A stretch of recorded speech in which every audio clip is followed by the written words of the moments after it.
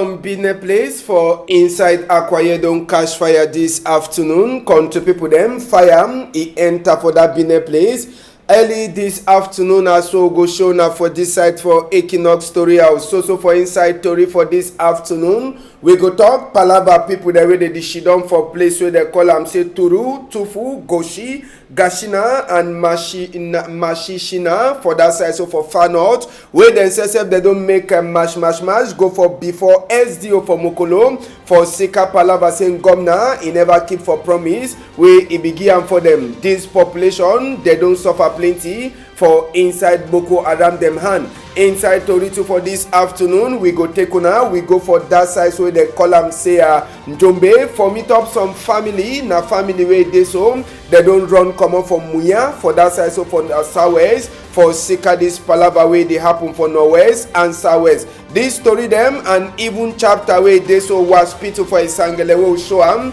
It don't cause plenty confusion for different sides. We go turn back for talk the kind of war condition where sick people them for inside Sangelem they suffer for Sika say hospital no day. Mandamba now today go finish for that side for Egypt. Now 3 Cameroon referee them they go blow whistle as we Mandamba go they happen the last time for Egypt. Today we get Alium CD, we get even Mekwande and even Elvis Nupwe. All them 3 again they will go blow Ndambawe concern Senegal and Algeria. Sabi say all the time we Alium he don't blow match for Algeria. Algeria don't win 4 and they never win 1 he end up for draw. So it means say Alium CD na lucky man whenever he blow it Algeria. All the one them so we go complete them. Now with it we newspaper then says at the top we get the guidance post and the post weekend that way they outside plus case for people them too they don't lose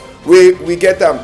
Big part of for this afternoon editor we say no matter say down for say mercy man a pikin he die better make leave them all they finish for bush. I say better say make leave them finish for bush than say medicine man he pikin he die. Now Agawa fashion Toriman for that side so for Kumbam. Now he send we big part of for this afternoon at the turn back small time.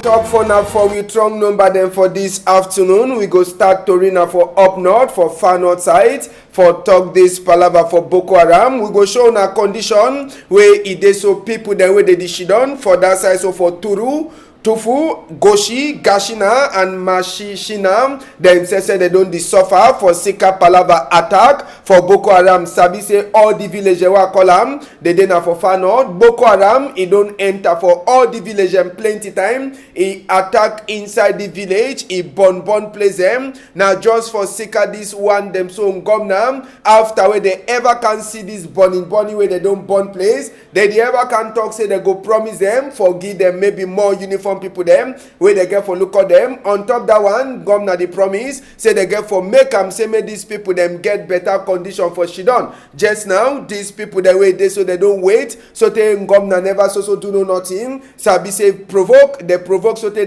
make mash go now for SDA office for that side so for Mokolo. Sabi say all the bunny so now bunny way Boko Haram it don't ever suffer the people them they she done for Turu. We get someone there for that side for Tufu, we get one there for Goshi and even one there for Gashina plus one there they she done for Mashishina as well as Siam. All that one they so Boko Haram now them don't the trouble the people them and when Gomna promise in no degree for do am. Now for Sika why that way the people then say they don't vex.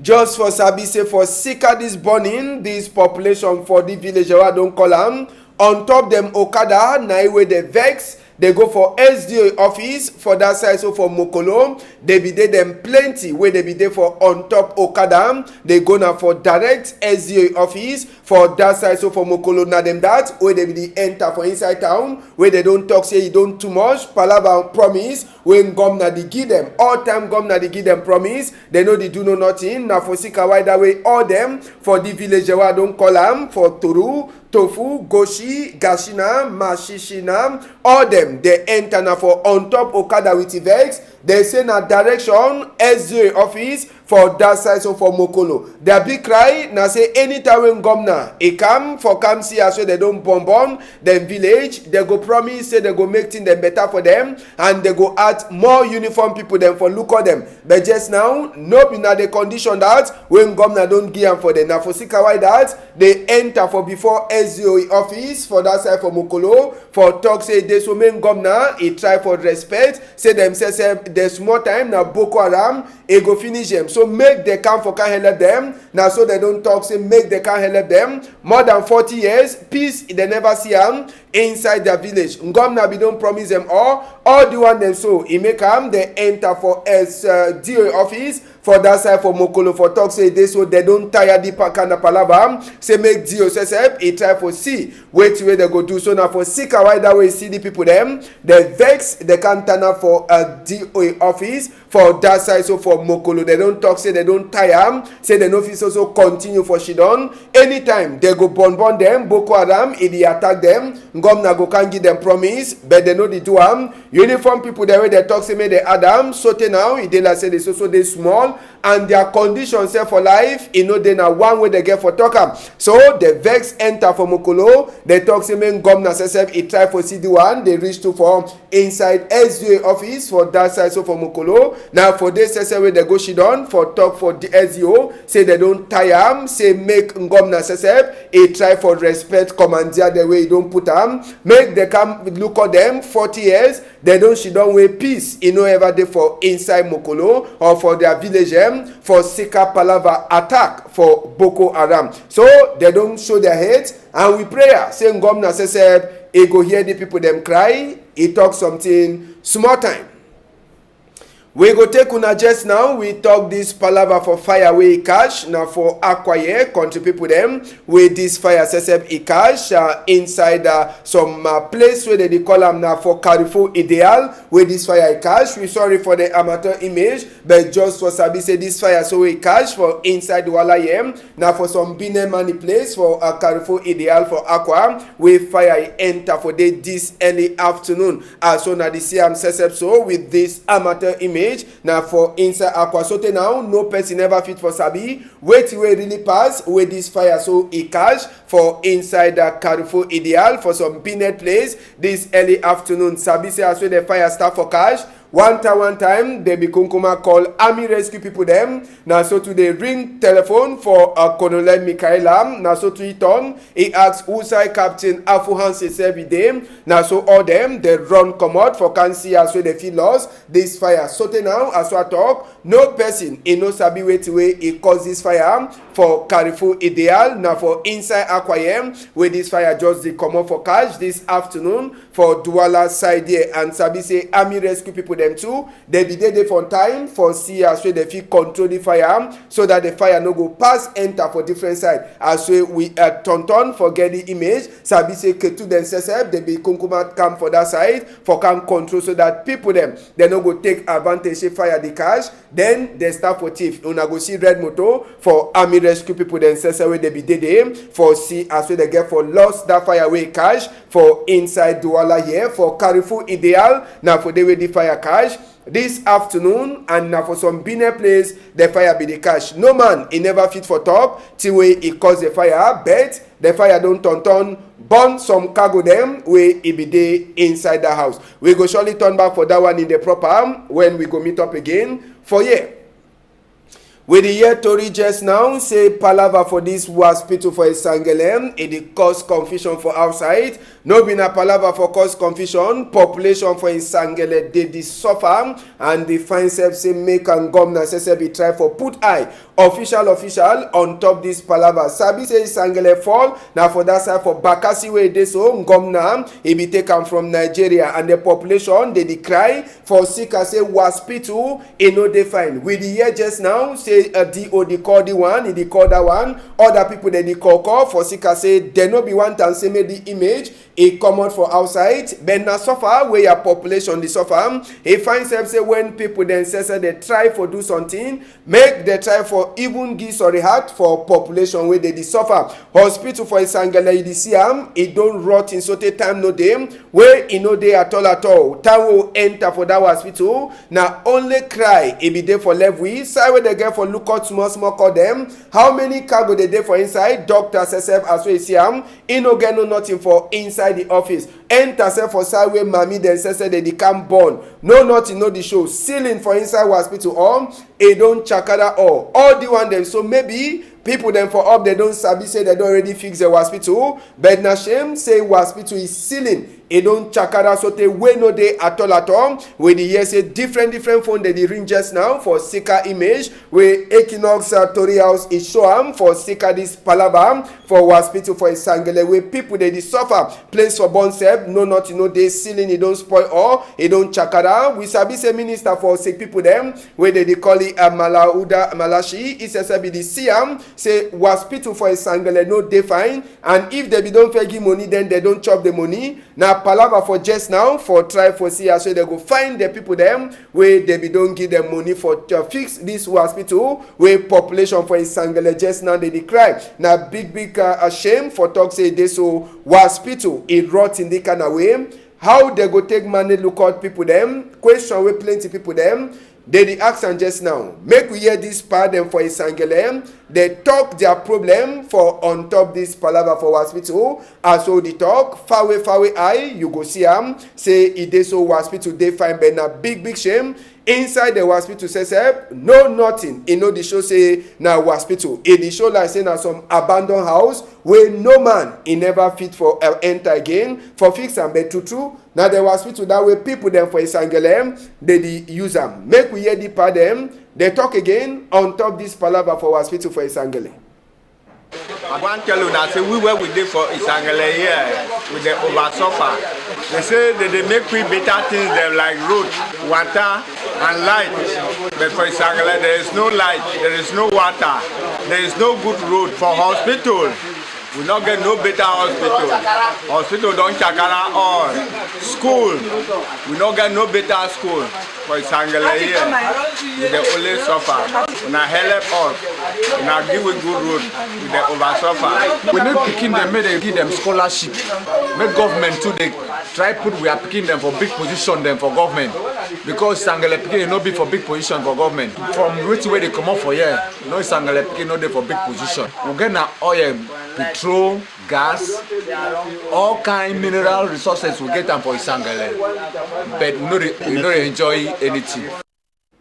Yes, we dey talk from governor SSF, make him investigate commission, or maybe we prime minister SSF, make him find investigate people them send them for Isangele Bakassi side, so that if you go look at all project the way governor don dey give am for Sika say the show, say that side for Isangele, out in the height, and people they know the fit do know nothing. Now so we enter for this one where it be passed to for that side, so for Bali, country people them, we boy them, they catch some mommy picking them and other mommy them, knock them for that side for road. According to way the boy them say they be the try for talk, if they try for talk say they so the woman them they come spy them, then they go give information for uniform people them. On top that one, if they na day where they don't talk say make no person no come out for outside the boy them, and if they so they take law for their hands, say the woman they search up, and so they search up now for them enemy when na uniform people them. Some kind of thing where they so human rights people them say they don't talk plenty on top this palava say the kind of style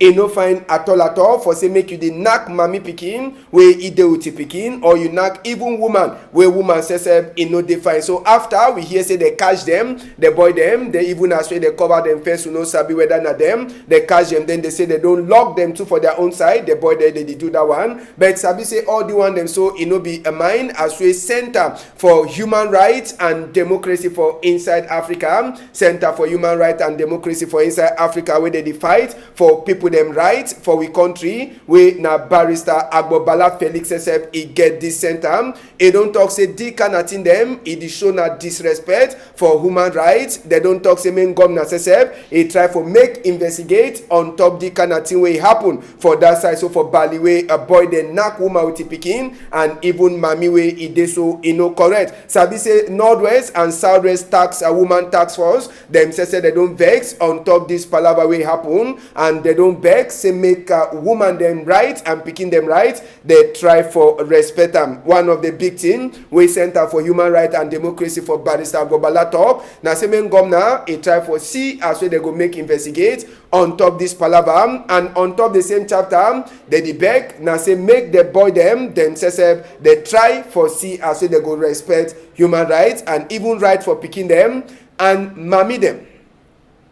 Sabi say na this kind of thing them wey make plenty people them just now they don't run come up for their village. Na for Sika Waida will go land for that side. So from Jombe side we meet up na family for 17 people them where they be the Shidon first. Na for Muya then just now they don't locate na for that side. So from Jombe na the big sister them this a big sister for inside the family. Na person where he get a degree for French he be get for the teach but for Sika say thing they don't change no nothing no they happen. They don't go hide. Now for Njombe, they did them 17. And now which kind of work where they do them all day? They say they did do Mbambe just now. For say one day, may they get chop with the fee for cook them. They did she done now for inside the house. For that side, them 17. As well now here, so they run come up for that side for Muyam. They did now for Njombe just now. They the only manage life now manage them. All this one now for Sika this palava way they pass for Northwest and Southwest and for Sika say they no get place for she done. Now he was some big mammy says he don't talk say you know if he deny them when they come. Now the big mammy that way he hold these people them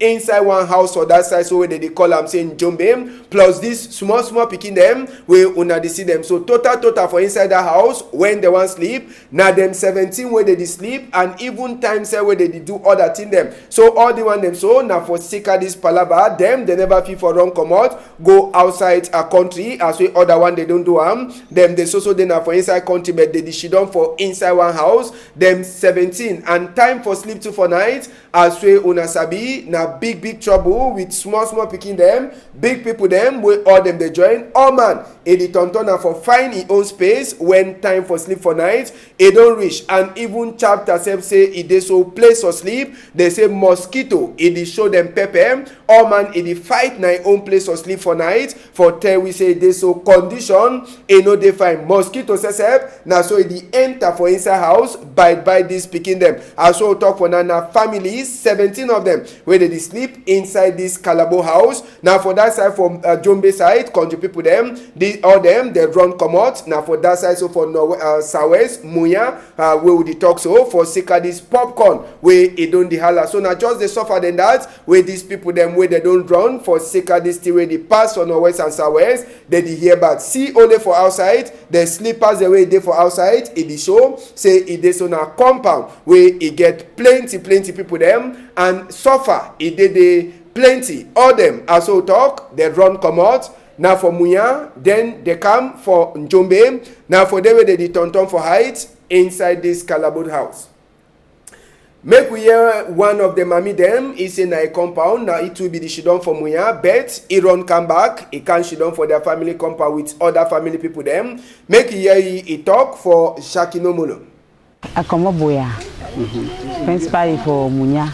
I take na run for Richie. They should not be big way. So gun shooting outside. I come out and leave all things. I leave all things for boya. I came back from Jombe. Jombe na I do me no nothing. And 1 year streaming. As I leave Jombe. All my things remain with Southwest. All my things, take close, all things them. They will with the chop, they will not the I know go thief. Na God the heavy now so. Na only my mommy welcome me. God this na our compound. Na for here they born me. Na only the best thing we did that. Because they born me for here, I came back for home, but I not take nothing. We beg the so see me they put down, gone for down now. make them 15. Make them 15 then maybe it be fine. So we will go back and start our business when we turn out. We just 17. Not easy, not easy. Like now, so since morning, nothing enter my mouth. Yes, now, mommy, that we say bring the other people them for inside Jombe side for Sika this palaver. On one other house, we will look inside this palaver for people them. Make we see time for chop, waiting it used to happen when these 17 people they get for chop. Sabi say, oh man, it join hand for palaver, say me they prepare chop. Small picking the day for their own corner. Now big people they say they struggle. Now leave that way big mommy says Mbamba, it don't go find them. For say me they come use them. See as they get for make small mala for people them for inside housing. Sabi say as the talk, man picking their own work, a woman then says now then they do then one pot fufu come where they make am. Sabi say no one eye chop, you know the remain. I say as well that pot it can down the pot it the empty. Now one time chop that, Mbamba the chop it own one time for inside pot. For Sika say pot chop it already finished. Now family for 17 people them and all them. The run come out. Now for that side for Muyam, you go see plenty pan them for ground where all money own pan. It did if you get for count other pan to them and pan chop. Then they start call one man after another. Now so too they go take give them the chop for outside. When time for Mala reach, all man take his own position for chop. And Sabi say one time cooking for that side, he know the stay at all for Sika the condition where they so they day inside just now. And all them now so people there they don't run. Come out from Muya, they day for just our Jombe side, only for Sika di Palava for Northwest and Southwest. Suffer they and they suffer, it is show well. As soon as they see with this we own people them where they don't run. Just for Sika say popcorn, it never stop for Halam for Muya side. We go here Mbamba just now, they talk for we, wait way he get for Tewe. They come for me. I mean, you need also how would I no go support them? How would no go follow give me the good job? I could live in them so natty, where I no get some money for cook up. Now, yes, I know I don't come for farm, say, who come to the good job for this? I go for farm, I'm finding that's so live. Will the manager? I lose some also how is something no le pass a gun. Now so it gets some more thing. Till we been now so it don't be in a half. If we will be chop na 2 banana, we will chop that so 1.5 for 3 people. So we something you know they. Now Bamba that way the top condition where they live just now for inside place where they call them saying Jombe, but we be talk to for Powerful House. He talk for Jackie Nomolo. How we dey for here? But with the over so far, except for chop, it wrong because we dey see all the people the way they dey for here. We dey try plenty for say make them chop. That means say, and for chop, it's not easy. If I say any day we go farm, try find chop, cut firewood before we take. Come travel for say this small picking the way we now see them so make them chop. Yeah, with the beg God say me it makes say all thing a chain for say any man he find his own thing he chop for 10 minutes his own family. Nothing with the beg and for God that. Last chapter for this inside Jombe with people there they don't run for Sika popcorn. Now the other side for sure say they so money you know they tin the trunk when one of the people them picking them they know well. For Sika say they no get money where they get for take the picking go for hospital for go look at it. Now country medicine, now big sister that where is a the struggle for make medicine for a small picking where you know get chop for chop or you don't well. So now only so they get for mixed medicine so that picking if you drink medicine they no get money where if you take picking go for hospital. So for Sika said place it wrong and deep get them then they only do Nambambe. Now country medicine where they make and just now when small picking you know well for say make they take look at the picking for Sika say country it shows setting them it goes some kind of way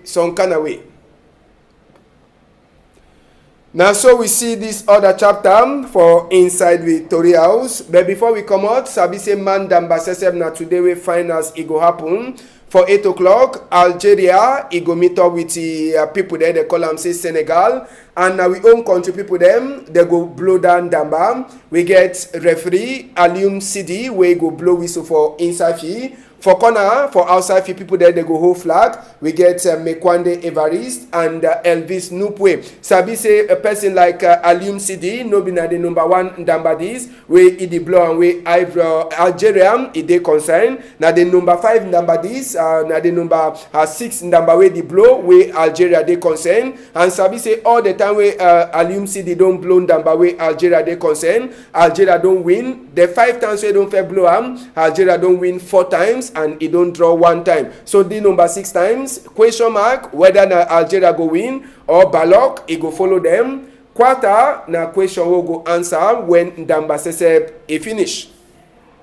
Now, so we see country, we get newspaper the way they did for we before just now. Waiting with the guidance post, they get them for we this afternoon. They tell we say Boya Council of the Seseb, they don't send by force pension. First Deputy Mayor for Sika Palava say Edi ever be absent from Ndongamen the way concern council. But Motombim Bome Seseb, he don't talk, say no go fight, no nothing for inside this Palava. Now, so today they tell we 4,300 teachers then just now for Norwest, they don't run come out for Sika this Palava way they continue for happen for Norwest and Southwest. Now so today they tell we for inside Kumbam another Okada man they don't kill him and other people them they don't tip them as well they so fight it does also continue for inside Kumbam after we Okada people themselves they make mash for that side say they go the walk for country Sunday inside the same guidance post they tell we Ambazonia head boy them for outside country then say they don't vex plenty for that video we just show where they knock some woman with a picking and even some woman for that side so for Bali they say that one they no like at all chapter for sick inside uniform people them according to reports they tell we say rate for HIV/AIDS it don't go down small for uniform people them for inside we country other to read them you fit for read them inside the guidance post where it they outside today enter for the post weekend that way they outside they tell we Boya Mayor it don't give by force pension for first deputy they tell we say just now it be the number 2 deputy mayor where they give by first pension plus 4 council of them inside 5 years inside the same story too you go read as we just now they tell we even this Palava say make country Sunday no them for that side for Kumba they tell we say people that will shake a shoot they don't kill another Okada man for Kumba now so say they tell we people that will shake a shoot they don't thief lawyer for Seseko Ayok Tabim you go read to a minister for college book Ma Paulina Lovalyunga he don't talk for principal them say he no one try cash them they take money for school fees for picking this academic year with hand make all thing he pass away they be don't do agreement where he then say waiting they get for personal to tiny company them for say me they take school fees other to read them he they way fee for read them inside the guidance post or the post weekend where he they outside this afternoon. We get case for people that way they don't lose. We get this SOS way enter we hand. Con the people them. The boy name they calling us Shu Brittany Numfor. Shu Brittany Numfor. He get 14 years according to Toriwe enter we EM. Shu Brittany Numfor. He get now 14 years according to Toriwe enter for we EM. And they tell we say this so the bikini come up for house for number 12 day inside this moon 2019. And it then a school picking for GBHS they do it come up for their house around that kind of 11 o'clock. So any person is a bit should Brittany Numform 14-year-old boy make it try for call that thing number where it did for before television just now. Another one where it did for we before this afternoon country people them now this boy where they call him say Chamba Junior Kevin they talk say lost since on number 15 day for inside this moon. This boy he get now 17 years and they talk say come up for family house for place where they call him say a Songa Bako he be the go now for that side for Banga Pongo. They talk say small Chamba Junior Kevin they talk say they so since we come out he never show any signs of like say he's also there for town. They say this pikin, he head, he turn up kampe, say no nothing, he never shake. So Oga Chamba, he beg any person where he don't see this a pikin, Chamba Junior Kevin, he beg, say make it try, call their tingni number them, where you see them for before tele just now, 678-253-128-699-831-428-651-347-263, or you go for a police station where he did for a corner.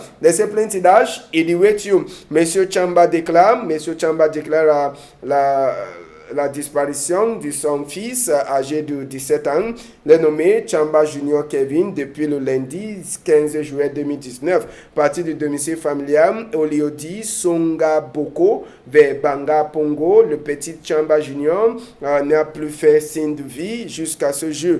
Il jouit de toutes ses facultés mentales. Toute personne qui l'hébergerait ou aperçoit le jeune Chamba Junior Kevin est prié de lui demander de regagner la domicile familial ou la conduire dans un commissariat, le commissariat le plus proche. Numéro de contact, si vous voyez Chamba, 678 253 182 128 699 831 428 651 347 623 contre forte récompense.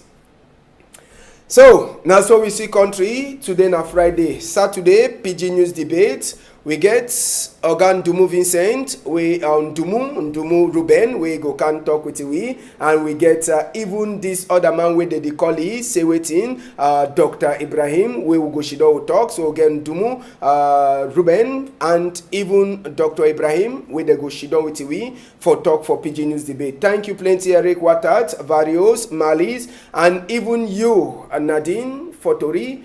Maybe for 12:30 if all Tiwaka fine. Tomorrow for PG News debate. On a whole I'm tight for outside.